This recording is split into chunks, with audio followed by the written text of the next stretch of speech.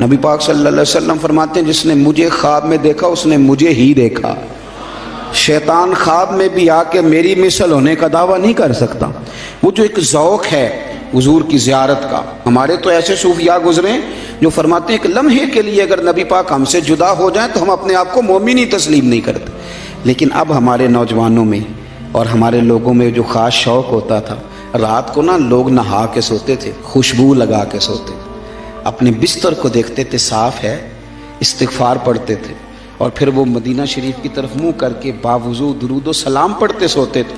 कोई पूछता था ये क्या है तो कहते थे चिर होया मैनू तरले लेंदे आ, कदी मोड़ मेरे वल वागा, ख्वाब मेरी विच एक बार जियावे मैं सारी उम्र ना जागा। नबी पाक सल्लल्लाहु तआला अलैहि वसल्लम की गुलामों का ये शौक़, ये दर्द, ये ज़ौक़, ये तकाजा करता है मोहब्बत का कि महबूब से मिलने को दिल चाहे, शौक़ पैदा हो। नबी पाक सल्लल्लाहु अलैहि वसल्लम फरमाते एक शख्स था बनी इसराइल में, बड़ा मालदार था, तो फिर उस पर गुर्बत आ गई। जब गुर्बत आई तो रो पड़ा, कहने लगा अल्लाह मैं गरीब हो गया हूं, मेरी मदद फरमा, मैंने बड़ी नाफरमानी की है तेरी। मालदार जब था तो बड़ी मौज कर, अल्लाह मैंने बड़ी ना, अब नहीं करूंगा, मुझे मुझे मुझे इस गुर्बत से निकाल। तो अल्लाह ने फरिश्तों से कहा कि दे दो जो मांगता है। तो फरिश्ते कहने लगे या अल्लाह ये तौबा करके नहीं आया, डर के नहीं आया, ये तो उलझ गया तब आया है, ये तुझसे डर के। होता है ना ऐसे कि लोग अल्लाह से नहीं डरते जितना गुर्बतों से माज़ अल्लाह डरते हैं। या अल्लाह ये तो वो उलझ गया तब आया। तो अल्लाह ने फरमाया पता मुझे भी है, लेकिन आ तो गया है ना, चलो दे दो। तो कहा या अल्लाह अगर दे दिया तो दोबारा नहीं आएगा। फरमाया इसका भी मुझे पता है, तुम दे दो। उसे दे दिया। जब दौलत मिल गई ना तो कहने लगा ओहो वो तो मैंने इस तरीका से इस्तेमाल किया इसलिए कामयाब हो गया। फिर कुछ वक्त गुजरा तो फिर उलझ गया, फिर कर्जे चढ़ गए, फिर सारे इलाज कर, कहने लगा यार। ये जो आप देख रहे हैं कब्र, यहाँ पे मस्जिद बन रही थी तो यहाँ पे खुदाई की गई। उस दौरान यहाँ पे कुछ 38 कब्रें निकली हैं जो कि ज़मीन से तकरीबन 20 फुट गहरी खुदाई के दौरान निकली थी। और यहाँ पे जब खुदाई हुई मस्जिद की, उस मस्जिद का नाम था बिलियो मास। तो 38 कब्रें निकली हैं, उनकी यहाँ पे तारीख़ लिखी हुई है। इसकी उम्र जो है वो 70 से 80 साल है और इसका कद जो है वो 162 सेंटीमीटर है। इस तरफ है कब्रें और इस तरफ ये दो कब्रें बनी हुई हैं। यहाँ पे इतनी ज़्यादा खुदाई हुई है 20 फीट, तब जाके ये यहाँ पे कब्रस्तान निकला। और इंटरेस्टिंग बात ये है कि जब खुदाई की गई उस दौरान यहाँ पे जो है ना बर्तन भी निकले हैं कब्रों में से। इस तरफ इसकी जो उम्र है इस ढांचे की 2 से 3 साल है और इसके कद जो 80 सेंटीमीटर है।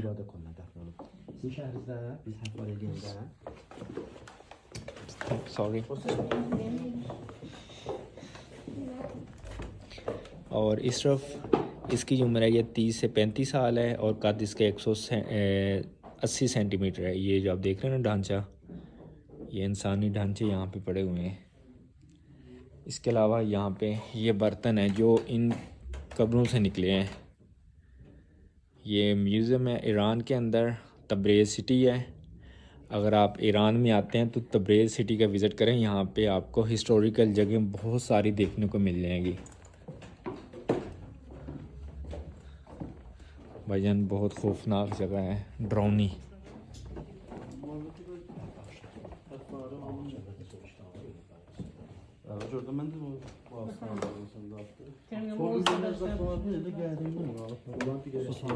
इस तरफ देख लें ज़रा, ये कैसे इनके जो ना ये पड़े हुए हैं ढांचे। अच्छा, किसी का सर जो है ना दूसरी साइड पे है, किसी का इस साइड पे है।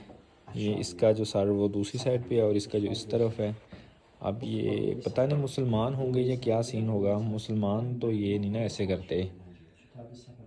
इसकी जो उम्र है ये है 35 से 40 साल का राउंड अबाउट और 138 सेंटीमीटर इसका जो कद था इस बंदे का। और इसका जो था ये 40 से 50 साल इसकी उम्र थी और 180 सेंटीमीटर इसका कद यहाँ पे लिखा गया है। ये जी यहाँ पे जब खुदाई हुई थी उस दौरान यहाँ पे ये कब्रें दरियाफ्त हुई थी।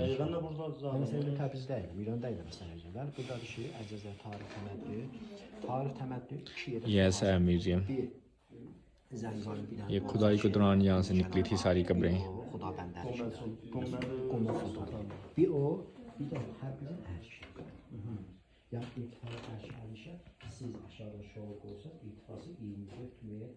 मुझे ये मस्जिद हमारे मसलक की नहीं लग रही, तो यहाँ तो यार हम नमाज नहीं पढ़ सकते। ओ बाऊजी, मसलक से क्या लेना देना, असल बात तो अल्लाह को सजदा करने और उसके आगे झुकने की है। ये अल्लाह का घर है, आओ नमाज पढ़े।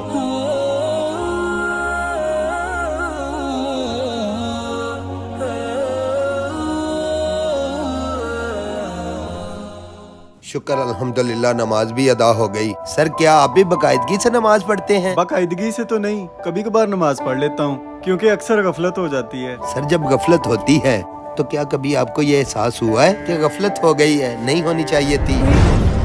यार तुम कुछ ज्यादा ही जाती नौयत के सवाल नहीं कर रहे। मेरा ख्याल है अब आपको गाड़ी चलानी चाहिए। Oh sorry sir, sorry sir. Okay sir. रुके इरफान भाई, ये टैक्सी ड्राइवर बड़ा ईमानदार बनता है। इसका अल्लाह पर कितना तवक्कल है, इसका थोड़ा सा इम्तिहान ना लें। वो कैसे? यहाँ तक आने का किराया 500 रुपया बनता है। इसने खुद ही कहा था, आप जो खुश होके देंगे मैं अल्लाह की रजा के लिए रख लूंगा। आप इसे 100 रुपया दे के देखें भला क्या करता है। यार हुसनैन, बात तो तुम्हारी ठीक है, और अगर इसने 100 रुपया रख लिया तो इसमें फायदा हमारा ही है। लो भाई, आपका किराया। शुक्र अल्हम्दुलिल्लाह भाई, आपका बहुत शुक्रिया। अरे भाई बात सुनो जरा, यार तुम इतने थोड़े किराए पर खुश हो? भाई मैं तो अल्हम्दुलिल्लाह अल्लाह की रजा पे खुश रहता हूँ। आप तो मेरे दिन की पहली सवारी हैं, अभी तो पूरा दिन बाकी है। अल्लाह मुझे और रिज़्क़ दे देगा। वैसे भी इन 6-7 किलोमीटर में ज्यादा से ज्यादा 100 रुपए का पेट्रोल जला होगा।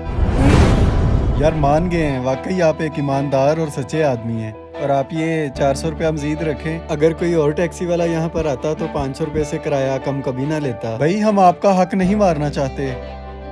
भाई बात सुनना, देखा साहब, आपके मुताबिक मेरा हक 100 रुपया बनता था, मगर मेरा अल्लाह पे तवक्कल ने मजीद मुझे 400 रुपया दिलवा दिया। इसे कहते हैं तवक्कल की बरकत।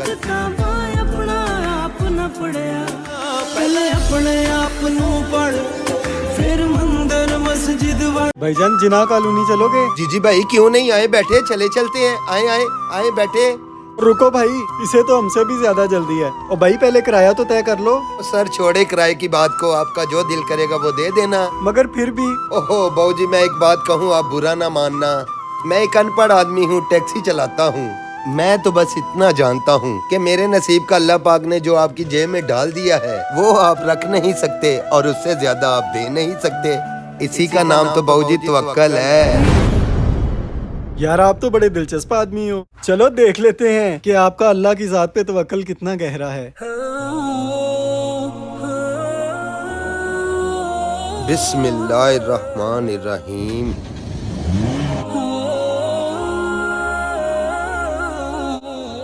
ओ भाई, अभी तक तो हम मंजिल पर भी नहीं पहुँचे, आपने गाड़ी इधर क्यों रोक दी? भाई देखिए, अजान हो रही है, वो सामने मस्जिद है। अगर आप इजाजत दे तो पहले नमाज ना पढ़ लें। चलें ठीक है, आप जाने दें।